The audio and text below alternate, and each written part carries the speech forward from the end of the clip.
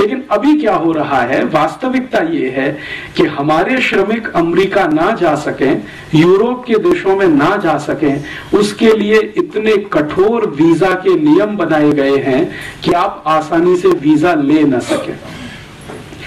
भारत में हर साल 50 लाख से ज्यादा नागरिक अमेरिका के वीजा के लिए एप्लीकेशन देते हैं और उनमें से 45 लाख को एक ही बार में रिजेक्ट कर दिया जाता है। 5 लाख में से सिलेक्शन किया जाता है और उसमें से मुश्किल से 1-8 लाख को या उससे भी कम 70-80 हजार को वीजा दिया जाता है। तो हमारे यहां से नागरिक उनके यहां नहीं जा सकते, लेकिन उनके यहां से पैसा हमारे यहां आ सकता है। अच्छा, जब इन देशों के साथ इस तरह की बात होती है तो वो एक तर्क देते हैं। वो ये कहते हैं कि अगर हम भारत और भारत जैसे विकासशील देशों के श्रमिकों के लिए अपने दरवाजे खोल दें तो हमारे देश में तो ओवर पॉपुलेशन हो जाएगा। लेकिन उनकी ये बात सच नहीं है, ये बहुत बड़ा झूठ है, क्योंकि वो देश बहुत कम पॉपुलेशन वाले हैं पहले से ही, तो इसलिए ओवर पॉपुलेशन होने का कोई कारण वहां दिखाई नहीं देता। मैं आपको एक तुलनात्मक तरीके से समझाता हूं। भारत में 110 करोड़ लोग रहते हैं लगभग इस समय, और हमारा जो कुल क्षेत्रफल है उससे 2 गुना ज्यादा क्षेत्रफल अमेरिका के पास है। अमेरिका का क्षेत्रफल पूरे देश का हमारे भारत से लगभग 2 गुना ज्यादा है और अमेरिका में मात्र 30 करोड़ लोग रहते हैं। इसका मतलब यह है कि अमेरिका में अभी भी 30 करोड़ लोग और रह सकें, इसकी गुंजाइश है। तो क्यों नहीं अमेरिका की सरकार अपने सारे दरवाजे खोलकर दुनिया के देशों से कहती है कि तुम हमारी पूंजी लो और अपने श्रमिक हमें दो। तो भारत से 30 करोड़ श्रमिक हम अमेरिका भेज दें, हम भी थोड़े बैलेंस हो जाएं, वो भी थोड़े बैलेंस हो जाएं। लेकिन अमेरिका 30 करोड़ तो छोड़ दो, 3000 लेने को तैयार नहीं। अमेरिका से भी ज्यादा क्षेत्रफल कनाडा देश का है। कनाडा का क्षेत्रफल तो अमेरिका से भी ज्यादा है। भारत से तो लगभग 3 गुने से ज्यादा है कनाडा, और आबादी उनकी बहुत कम है। आप जानते हैं कि कनाडा की कुल आबादी 3 करोड़ से भी कम है। तो 3 करोड़ की आबादी है और भारत से 3 गुना क्षेत्रफल है। हम भारत के 110 करोड़ लोग जितने क्षेत्रफल में रहते हैं, कनाडा में 330 करोड़ लोग रह सकते हैं। तो क्यों नहीं कनाडा की सरकार अपने सारे दरवाजे खोलकर भारत और भारत जैसे श्रमिकों को क्यों नहीं आमंत्रित करती। कनाडा के आगे चलें, ऑस्ट्रेलिया की बात करें। ऑस्ट्रेलिया का क्षेत्रफल भी भारत से 2.5 गुना ज्यादा है और ऑस्ट्रेलिया की कुल आबादी मात्र 2 करोड़ है और हमारी कुल आबादी 110 करोड़ है। माने जितनी क्षेत्रफल में 110 करोड़ लोग रहते हैं, उतने क्षेत्रफल में ऑस्ट्रेलिया में 250 करोड़ लोग रह सकते हैं। तो ऑस्ट्रेलिया की सरकार अपने दरवाजे क्यों नहीं खोलती भारत के सभी श्रमिकों के लिए कि आप आओ, हमारे यहां बस जाओ, क्योंकि हमारे पास बहुत बड़ा क्षेत्रफल है, संसाधन भी बहुत है। क्योंकि ऑस्ट्रेलिया की पूंजी भारत में आ रही है तो भारत का अतिरिक्त श्रम ऑस्ट्रेलिया जा रहा है, ग्लोबलाइजेशन हो रहा है। और एक उदाहरण देता हूं, ऑस्ट्रेलिया के नजदीक में एक देश है न्यूजीलैंड, उसका भी क्षेत्रफल भारत से ज्यादा है और सौभाग्य विभाग जो भी है वहां रहने वाले लगभग 1 करोड़ के आसपास है, 1-1.25 करोड़ है। तो क्यों नहीं न्यूजीलैंड की सरकार ये कहती है कि आप आओ, आपके लिए सारे दरवाजे खुले हैं, हमारे पास पूंजी ज्यादा है, आपके पास श्रम ज्यादा है, आप अपने श्रमिकों को न्यूजीलैंड भेज दो, हम उनको खपा लेंगे, क्योंकि हमारे पास बहुत सारे रिसोर्सेज भी हैं और बहुत जमीन भी है। और ये जो न्यूजीलैंड है, ऑस्ट्रेलिया है, कनाडा है, ऐसे दुनिया में 145 देश हैं जिनकी जनसंख्या 1 करोड़ के आसपास है। और ये 145 देश 1-1 करोड़ के आसपास की जनसंख्या में रहते हैं। और भारत और चीन जैसे दो देश जहां की कुल जनसंख्या लगभग 250 करोड़ के आसपास है, वो इनसे कम क्षेत्रफल में रहते हैं। तो चीन और भारत के पास श्रम बहुत है, एशिया के पास श्रम बहुत है।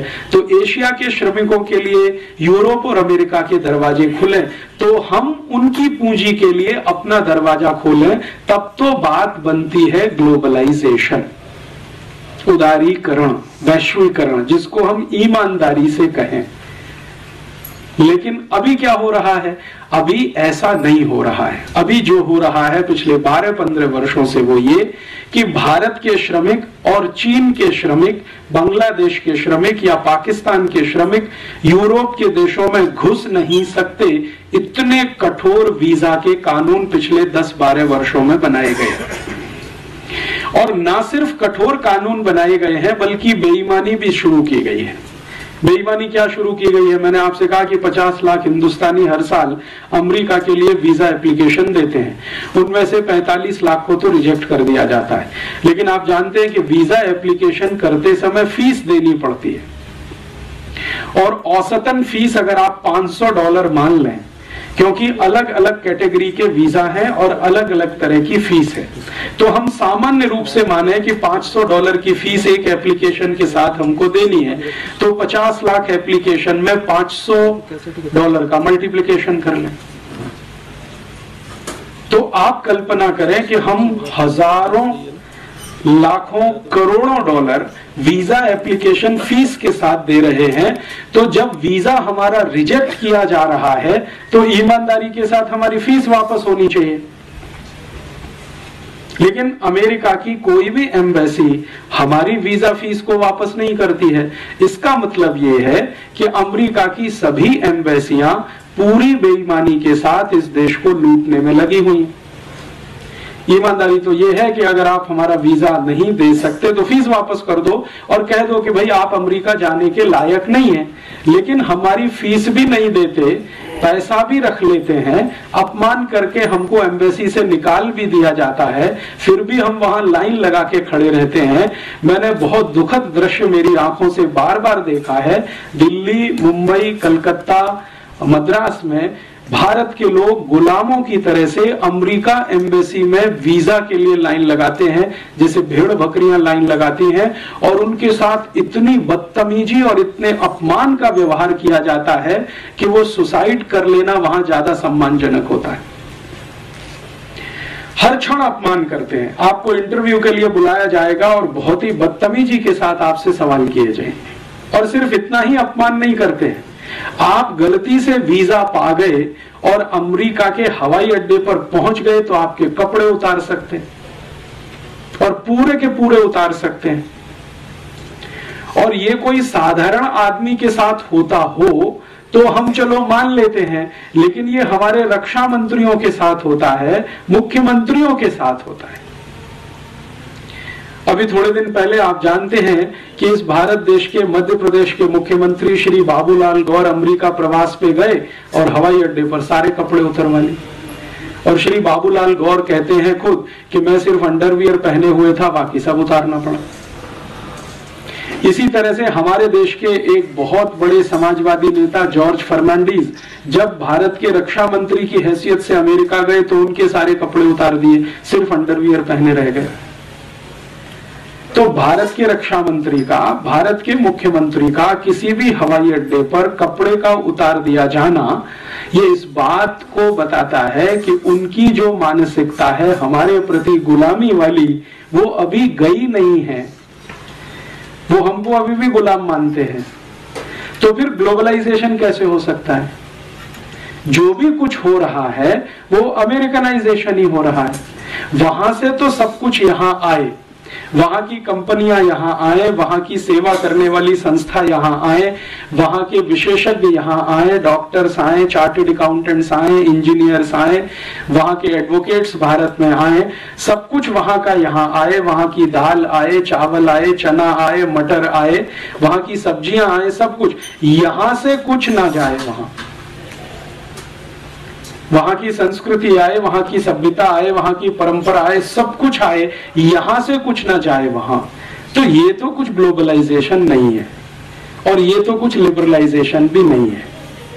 और ग्लोबलाइजेशन और लिबरलाइजेशन के सही शब्दों को अगर अर्थ करना सीखें, उदारीकरण और वैश्वीकरण की सही परिभाषा करना सीखें, तो हमारे यहाँ संस्कृति में बहुत विस्तार पूर्वक कहा गया वसुधैव कुटुंबकम, मतलब पूरी दुनिया आपके लिए परिवार जैसी है, माने दुनिया के साथ आप परिवार जैसा व्यवहार करें।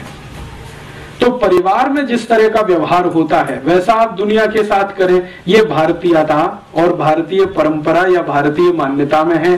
लेकिन वो व्यवहार कैसे करें, वो तो परिवार मानते नहीं है, वो तो मानते हैं कि आप गुलाम हैं, पहले भी थे आज भी हैं। और आपकी गर्ज है जो आप अमेरिका आने के लिए वीजा एप्लीकेशन लगाते हैं, अमेरिका सरकार की कोई गर्ज नहीं है आपको बुलाने की। तो ये तो एक तरफा मामला है, ये तो दो तरफा है नहीं। तो एक तरफा मामले में तो ना तो लिबरलाइजेशन होता है, उदारीकरण होता है, ना तो वैश्वीकरण होता है। उसमें जो होता है वो करण वो होता है जिस देश से सब कुछ आ रहा है और यहां से कुछ नहीं जा पा रहा है। यहां से कुछ भी हम भेजें, जैसे हम अंगूर भेजें, आम भेजें, टमाटर भेजें, गाजर भेजें, मूली भेजें, तो वहां से रिजेक्ट हो जाता है। और वो आरोप ये लगाते हैं कि आपने इसमें बहुत यूरिया, बहुत डीएपी, बहुत सुपर फॉस्फेट मिला दिया, बहुत सारा पेस्टिसाइड मिला दिया, अब ये जहर हो गया है, तो भारत का तो हम ये नहीं ले सकते। लेकिन वहां का कोई भी जहर यहाँ बिक सकता है। पेप्सी कोला बिक सकता है, कोका कोला बिक सकता है, पिज्जा बिक सकता है, बर्गर बिक सकता है, हॉट डॉग, कोल्ड डॉग बिक सकता है। हमारे देश की कई वैज्ञानिक संस्थाओं ने पेप्सी कोक को जहर घोषित किया है, फिर भी बिक सकता है। तो वहां का कुछ भी बिके, यहाँ का अंगूर भी अमेरिका में ना बिक सके, आम भी ना बिक सके, गाजर, टमाटर, मूली भी ना बिक सके। तो ये सारा मामला जो है ना तो वैश्वीकरण का है, ना उदारीकरण का है, ये सारा अमरीकीकरण का है। और इस अमरीकीकरण को हमारे देश के वर्तमान प्रधानमंत्री ने और हमारे देश के वर्तमान वित्त मंत्री ने, दोनों ने अलग अलग समय पर बिल्कुल ठप्पा लगा के सिद्ध कर दिया कि हम जो कर रहे हैं वो वास्तव में भारत का गुलामीकरण ही है।